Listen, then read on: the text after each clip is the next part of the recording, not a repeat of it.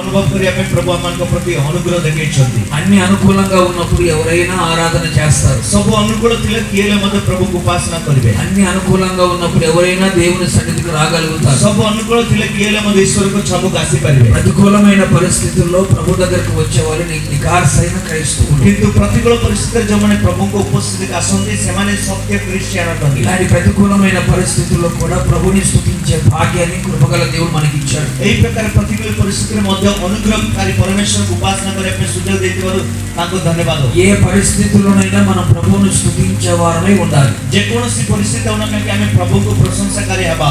అనుకూలమైన ప్రతికూలమైన ప్రభుని స్తుతించాలి. ଅନୁକୂଳ ହଉ କି ପ୍ରତିକୂଳ ହଉ କିନ୍ତୁ ପ୍ରଭୁଙ୍କୁ ଆମେ ପ୍ରଶଂସା କରିବା। అప్పుడే మనం దేవుని సంపూర్ణ ఆశీర్వాదాలు పొందగలుగుతాం. ତାହେଲେ ଆମେ ପରମେଶ୍ୱରଙ୍କର ପରିପୂର୍ଣ୍ଣ ଆଶୀର୍ବାଦ ପ୍ରାପ୍ତ ହୋଇପାରିବା। కృపగల దేవుడు ఈ విధంగా మనందరినీ సమకూర్చి ఉన్నాడు.